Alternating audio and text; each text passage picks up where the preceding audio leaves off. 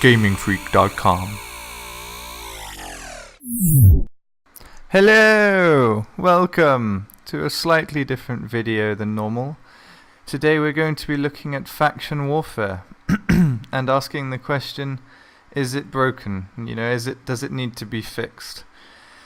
I remember I first started doing faction warfare when it first came out, as I'm sure many of you did, and I jumped into Amar, which was interesting at the start because it wasn't so one-sided, but gradually over time it's really become amazingly one-sided for the Minmatar and for the Gallente. I'm not sure why everyone or the veteran players seem to be choosing the Gallente and Minmatar. Gallente I can understand because a lot of people used to use assault rifles, and also fit of the month with the Gallente Logi, with the all those kind of fits. However, I feel that Caldari would have also been. I was thinking it would be Gallente and Caldari mainly because of the tanks and weapons coming out for Caldari and the number of people who run Caldari suits, but I'm not sure why it's the case. I do know that veterans are choosing, or more experienced players are choosing the Minmatar and Gallente matches. If anyone knows the specific reasons why, please comment below. That'd be really interesting. But I know that because they're choosing that, when new players choose faction warfare, they instantly have all 4 boxes checked. And as they have all 4 boxes checked, it'll put them into the most earliest available match, which will be against more experienced players and veterans who want to wait for the Minmatar and Gallente match because they know they'll do well. So in principle, what ends up happening is you get a match full of new players or players who want to do Amar and Caldari, but are not as experienced, or maybe do not know exactly what they're doing or don't know the maps, etc., versus players who might have been playing for a long time. So what I've noticed is I struggled to get 2,000 loyalty points on Amar, obviously without queue syncing. It took a while, and as a result, I decided to try the Minmatar and whatnot, and I surpassed my loyalty point gain within a day of doing Minmatar compared to doing Amar for quite a while. So what we joke now is if we want to win, we just join a Minmatar or a Gallente match, if we need that little ego boost or whatever. So here you see us. We're in a match of Minmatar versus Amar, and I know many of you will know that I use the Amar drop suit and weapons. So what you'll see in this match is just this is one of the closer matches actually, but because I recorded a load of them to show you guys, but I thought I'd give you an interesting one rather than a 2-minute video about redlining people. But the majority of matches, as you'll see at the end, when it shows the actual statistics for the system and whatnot, it'll show that the systems have not really lost any control except for the occasional dip when people have queue synced, most likely. So it's quite odd like that everyone's choosing Minmatar and Gallente. But as a result, is faction warfare broken? Is the question I pose, because was this the intended effect? However, might this change later when new stuff comes out in 1.8 and new equipment or new weapons or new tanks eventually come out? So those are other questions you've got to ask. Because everyone seems to be choosing Minmatar and Gallente, it looks like an element of choice. It looks like a definite element of choice, but at the same time you can't choose the battle that you're going into. It just automatically puts you in. You can't choose the district or the place, which again, I feel is an aspect of the game mechanic that could be improved, because if you look at the Eve side of things, then what you'll find is it's really difficult to liaise with EVE Online players and to organize bringing in orbitals.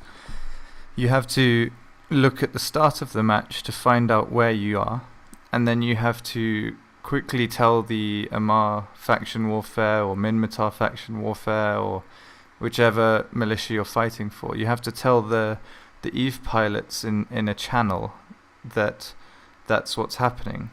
Whereas if you could actually choose the contract or choose the planet or the district at least, somehow at some point that you will choose to attack or whatnot, what you'll find is a lot more EVE dust linkage being used and being organized between the two games, and that'll make being part of the factional warfare a lot more interesting for those who are not part of it, who are part of it, and then you'll get a two-tier kind of battle. You'll get little fights going on up in space with EVE players trying to control the area above the district, and you'll also get obviously the battle on the district itself, which was amazing.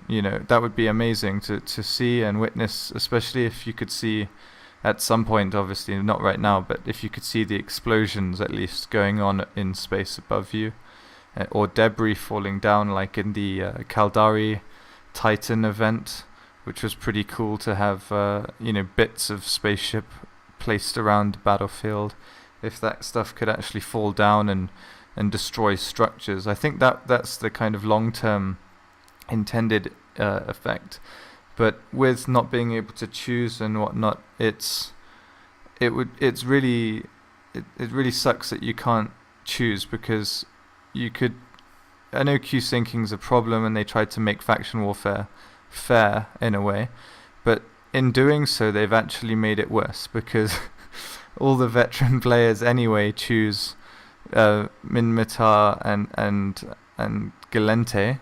So if only the newer players or less experienced players get thrown into Amara and Caldari because they've got all 4 boxes checked, what good is that? You might as well be Q syncing on Minmatar and Galente.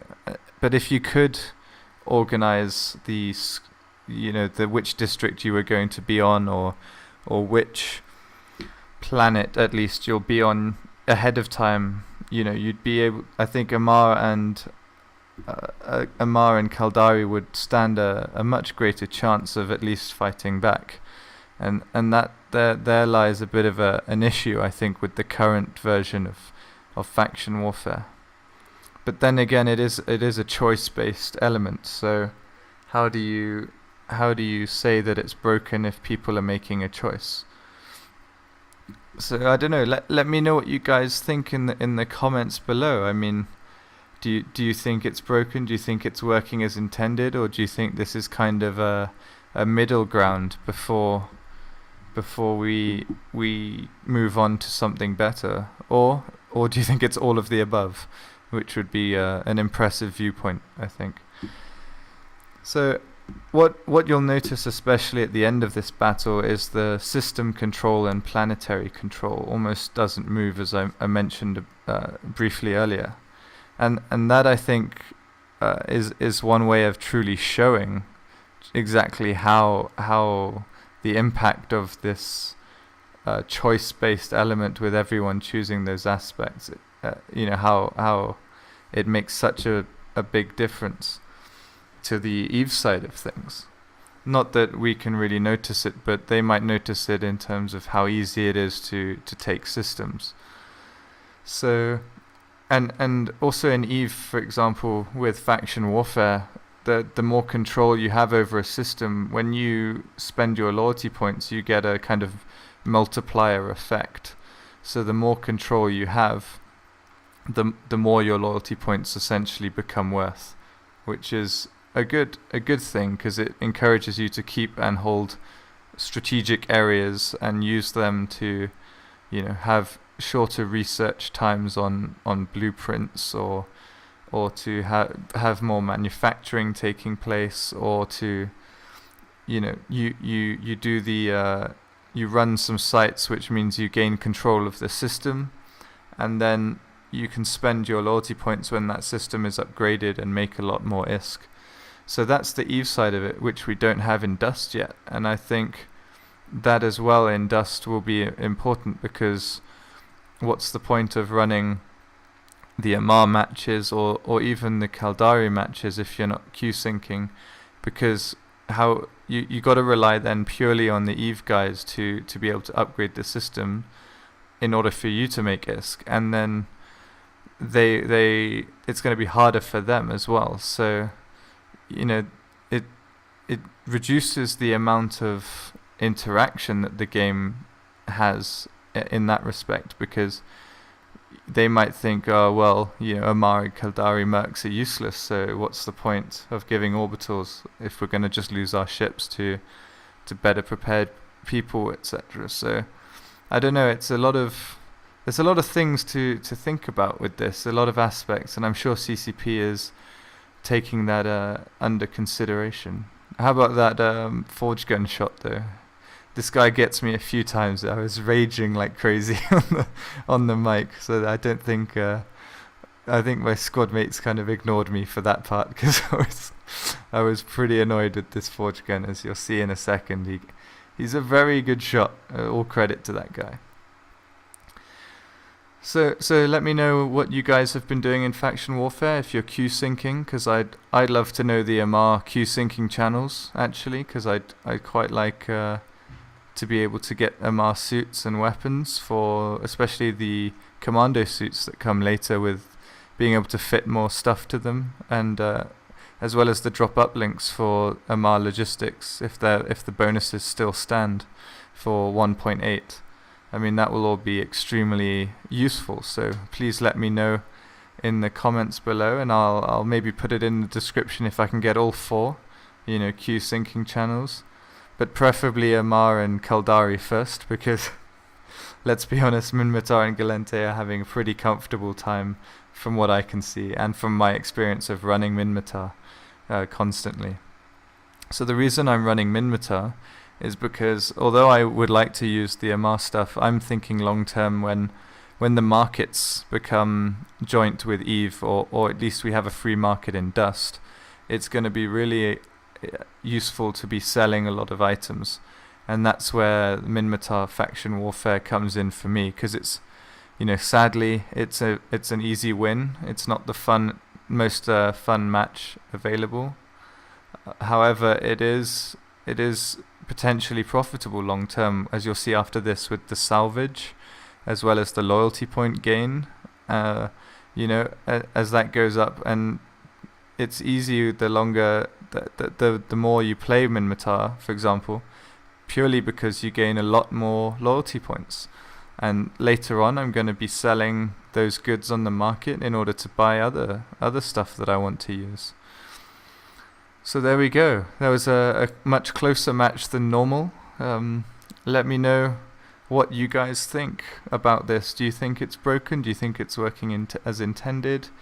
As you can see here on this screen, it's the system control and planetary control barely moved, so it's pretty ridiculous in that respect. And here you can see all the salvage, a lot of salvage, and that's one reason why this might be really profitable later on, because I remember when they gave us the ISK back and removed items from beta or whatever, and I ended up with 145 mil. I know people who ended up with 500 million. So thanks, guys. We're still recruiting as well. Freek Coalition and Freek Alliance, looking for corps and new members.